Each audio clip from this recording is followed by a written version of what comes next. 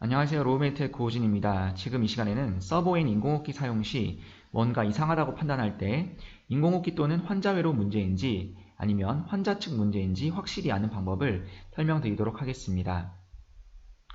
결론을 먼저 말씀드리면 프리체크 통과 시에는 장비에 문제가 없다고 판단하시면 되겠고요.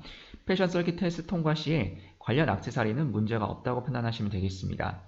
그리고 플로 센서 캘리브레이션 통과 시 플로 센서는 문제가 없다고 판단해 주시면 되는데요.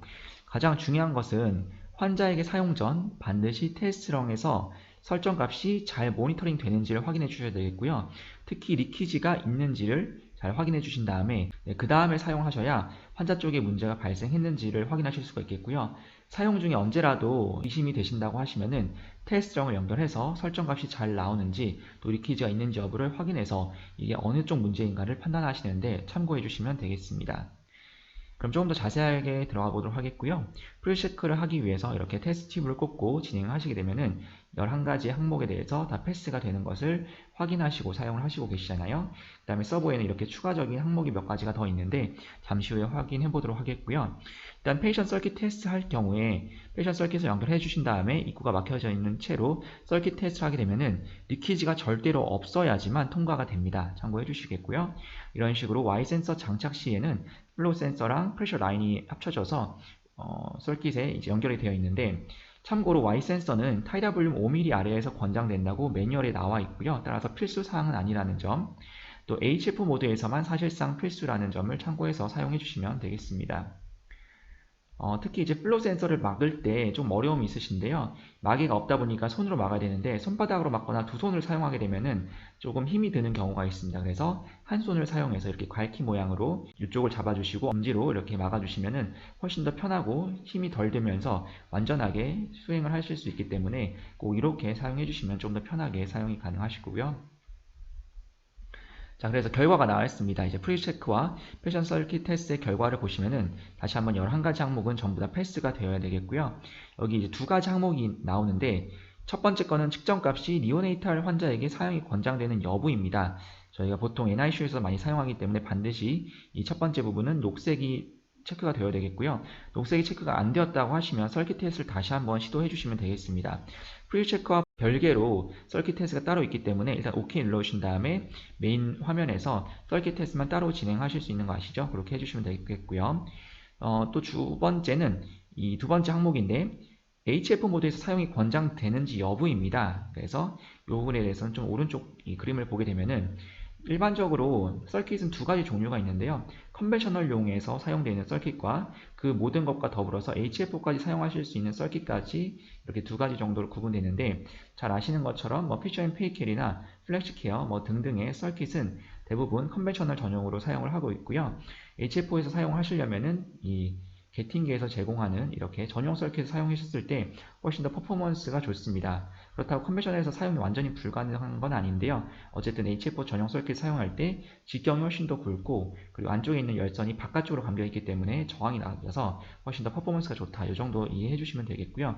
어쨌든 HF를 꼭 사용할 거다라고 하시면 이 HF에서 사용이 가능하다는 이 부분에 체크가 되어 있어야지 정상 사용이 가능하고 만약에 체크가 안 되면 다시 한번 서킷 테스트를 해주셔야 됩니다.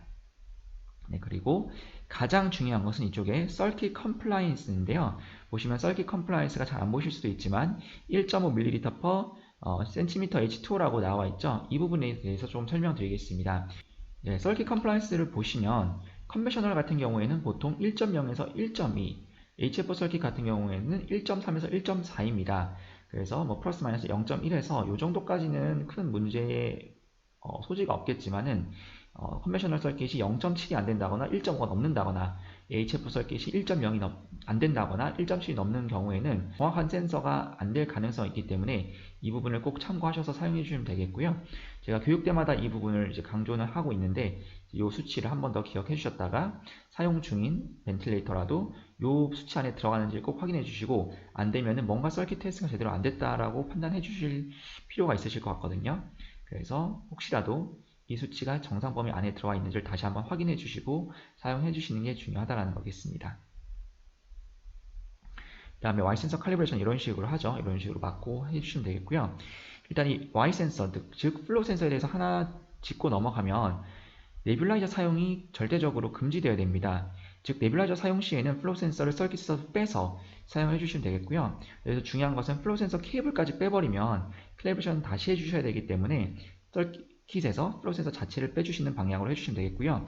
그 이유는 네뷸라이저 약물이 여기 보시면 이렇게 다 묻는 것을 보실 수가 있겠습니다. 그나마 얘가 제일 덜 묻었죠. 이제 덩어리 2가지, 3가지가 보이긴 한데 어쨌든 나머지는 엄청난 덩어리들이 이렇게 있어요. 이 이유가 네뷸라이저가 약물이 이제 지나가면서 이 센서가 뜨겁거든요. 이쪽에 달라붙어서 점점 굳기 때문에 이런 현상이 발생하는데요. 이렇게 아무리 알코올 소독을 한다고 해도 이런 부분이 확실하게 제거가 안 되는 경우에 센서의 고장으로 연결될 수 있기 때문에 꼭 이 부분을 참고해 주시면 되겠습니다.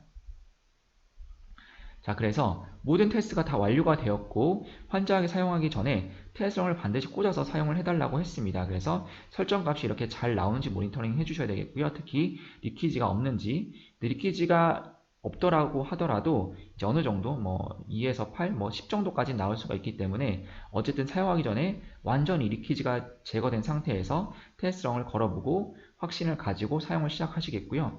시작하다가 리키지가 너무 많으면 이거는 장비나 서킷 쪽이 아니라 환자 쪽 문제가 아닌지 먼저 의심해주고 환자 쪽 문제가 아닌 걸 한다면 언제라도 테스트런을 꽂아보시면은 이게 어디 쪽 문제인지 판단을 하실 수가 있겠습니다. 그래서 인공호흡기 환자가 사용 중에 뭔가 문제가 있는지 아닌지를 확인하고 싶다 하시면은 이쪽에 상태 눌러주신 다음에 프리체크에서 캘리브레이션 된 여부 확인해 주시고요.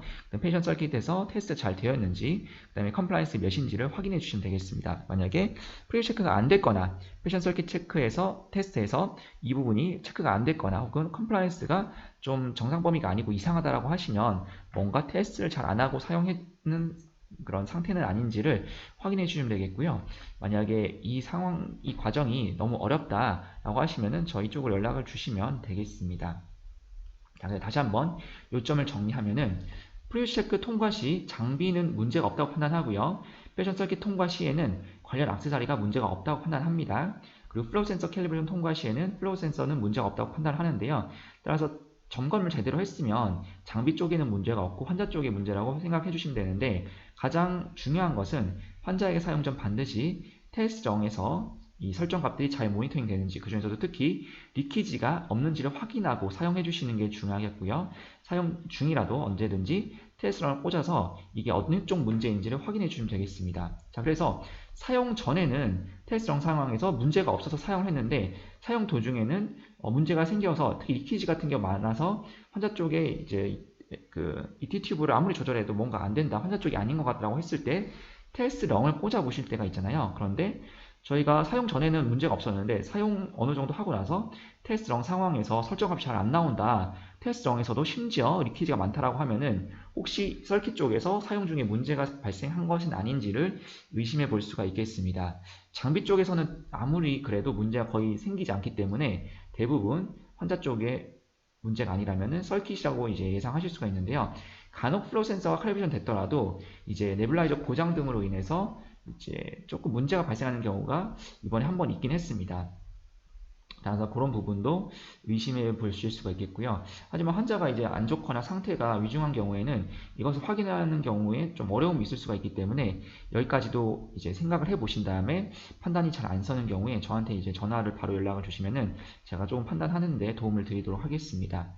이건 참고용인데 보통 NICU에서 커프가 없는 ET 튜브를 많이 사용하기 때문에 리키지가 항상 이슈가 됩니다. 그래서 리키지가 환자 쪽의 문제인지를 확실하게 하기 위해서는 즉 이런 점검이 굉장히 중요하고 특히 사용 전에 테스트정에서 문제가 없는지를 먼저 확인하고 사용해 주시는 게 굉장히 중요하다는 것입니다.